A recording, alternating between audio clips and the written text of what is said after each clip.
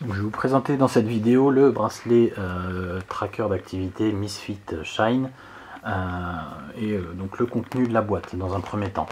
Donc voilà, c'est une boîte assez classique. Moi j'ai eu droit donc au bracelet sport et au claps. Je vais vous montrer à quoi ça sert. D'origine, moi dans le contenu j'avais ça en tout cas. On peut aussi acheter le bracelet en version cuir et le tour du cou pour le porter un peu façon bijou pour les femmes. On a aussi d'origine cette petite bague, enfin petit truc pour pouvoir retirer la pile, puisqu'un des avantages du Shine c'est qu'il fonctionne à pile, donc pendant plusieurs mois vous n'avez pas à le recharger. Ça c'est un des gros avantages comparé à ses concurrents, parce que retirer son bracelet 1 heure ou 2 heures, ou le retirer pendant le sommeil pour le recharger, au final on ne traque pas forcément son activité complète. Donc gros avantage au Shine de ce côté là pour le côté qui n'est pas à le recharger, le côté autonomie grâce à la pile. Je vous dirai, normalement c'est annoncé pour 3-4 mois je crois, je vous dirai dans l'article combien de temps au final la pile m'a duré. Autre avantage, il est waterproof, vous pouvez très bien aller à la piscine ou prendre votre douche avec, pas de souci. Donc on continue à traquer l'activité n'importe quand, à la piscine, à la mer, pendant votre douche, etc. Ça suit votre activité tout le temps. Donc vraiment de ce côté là il y a un gros avantage comparé au fuel band qu'on doit recharger tous les 3-4 jours pendant plus d'une heure. Là vous n'avez pas de perte de données. Donc d'origine ce petit bracelet donc et le claps, c'est assez facile à retirer, c'est juste un système de bague comme ça. Pour le claps on le met, et derrière un petit système d'aimant. On peut l'attacher à n'importe quelle chemise, maillot de bain, directement sur les lacets de chaussures quand on va courir. C'est vraiment très pratique, et sur le site il vous donne les endroits où c'est le plus performant de le mettre. Par exemple pour aller courir, vous mettez ça directement sur les lacets de chaussures, c'est vraiment très pratique. Derrière, pour le côté bracelet, donc c'est affiché, il y a un petit affichage 12 ici qui vous permet en fait de suivre, enfin faut le mettre d'une bonne façon dans le bracelet, donc avec 12 comme ça vers le haut, pour pouvoir suivre après l'affichage de l'heure. Je vais vous montrer comment ça marche. Donc le bracelet aussi, l'avantage c'est qu'il est réglable, donc que ce soit petit poignet, gros poignet, etc. Tout le monde peut le porter, vous pouvez le prêter même, il n'y a pas de souci de ce côté là. Voilà, les concurrents ont des fois des tailles de bracelet S, M, L, là-dessus aucun souci, il est réglable. Donc après, pour les actions directement possibles sur le Shine, on appuie 2 fois. Ça voilà, il est en train de synchroniser.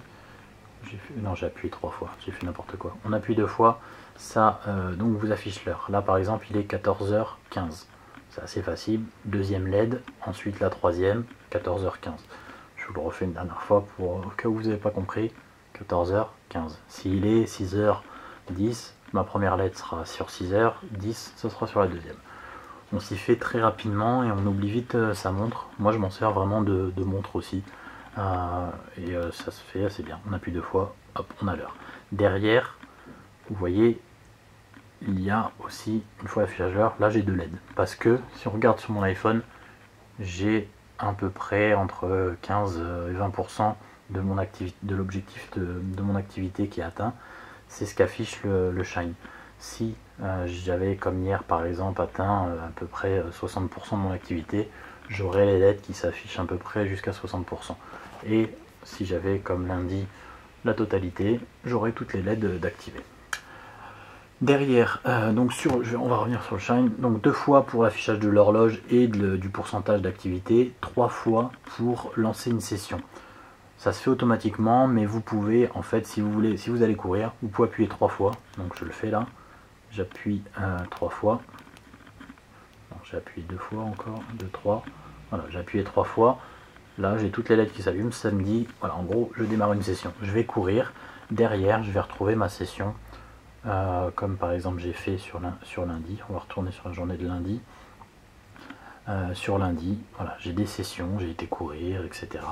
Ça au final je ne l'ai pas lancé manuellement, le Shine le fait depuis une dernière mise à jour, le fait automatiquement. Il n'y a pas besoin de faire les trois fois comme je voulais. Maintenant si vous voulez dire vraiment je suis précis, je vais courir à ce moment là, je lance une session, ça sera toujours peut-être mieux.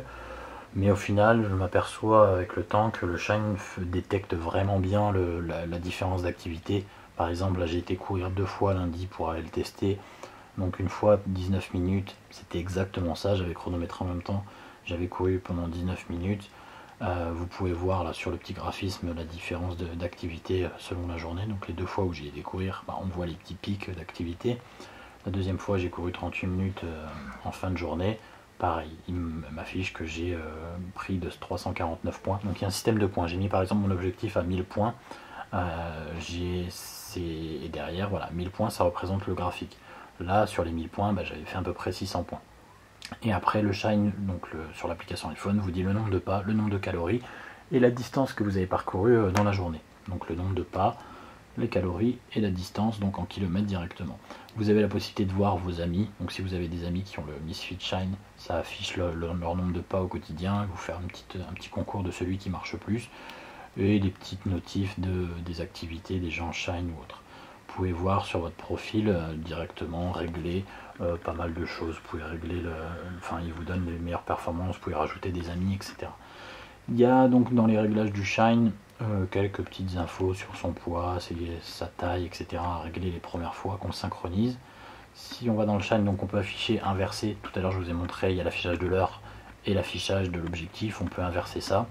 Et on peut faire une synchro automatique. Avec l'iPhone, ça fait une synchro toutes les quelques fois dans la journée. J'ai pas trop regardé combien de fois ça le faisait.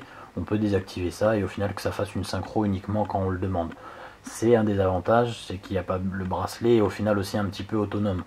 Vous n'avez pas forcément besoin d'avoir tout le temps le Bluetooth activé. Ceux qui auront peur un petit peu de voir la batterie de l'iPhone descendre, vous n'avez pas besoin d'avoir le Bluetooth constamment connecté au bracelet. Vous le désactivez et en fait quand vous lancez l'application, vous lancez une synchro et ça synchronise les données, vos pas, etc. de la journée. Donc là-dessus, c'est bien fait. Au final, on n'a pas forcément besoin d'un iPhone tout le temps connecté. Vous pouvez le faire, mais c'est très bien sans.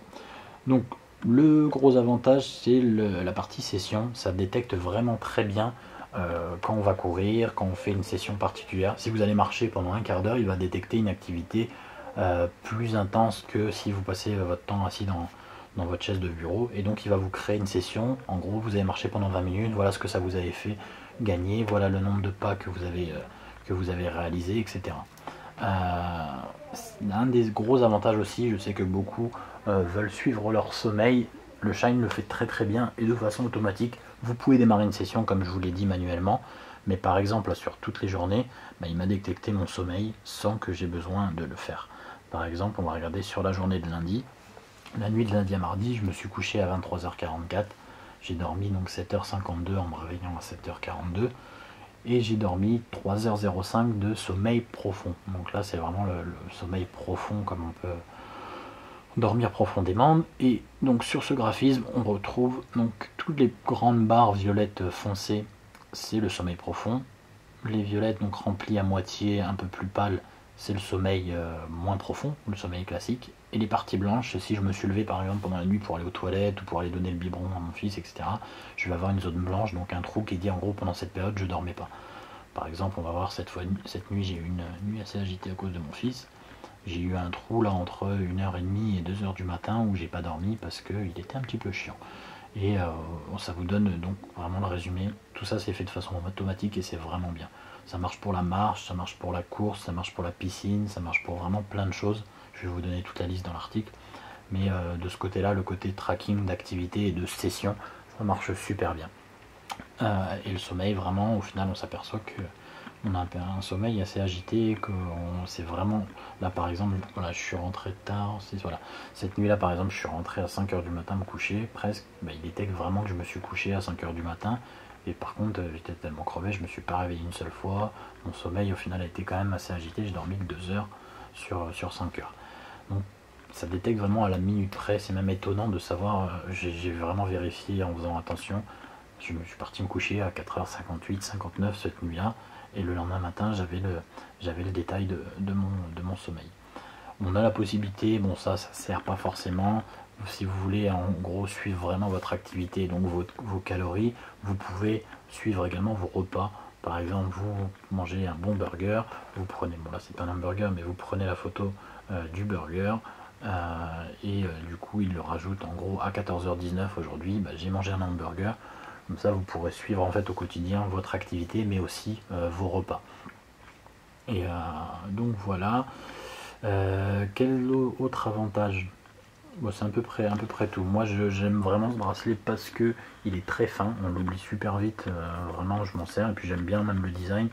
On l'oublie vraiment en quelques secondes, et ça c'est un des avantages vraiment enfin, très important, parce que j'ai eu le Fuel Band et c'était presque difficile à porter au quotidien. J'ai eu d'autres bracelets, c'était vraiment visible et un peu geek. Là au final on s'en sert un peu comme un bijou ou autre. Donc pas de rechargement, waterproof et très fin, très maniable et facile à porter.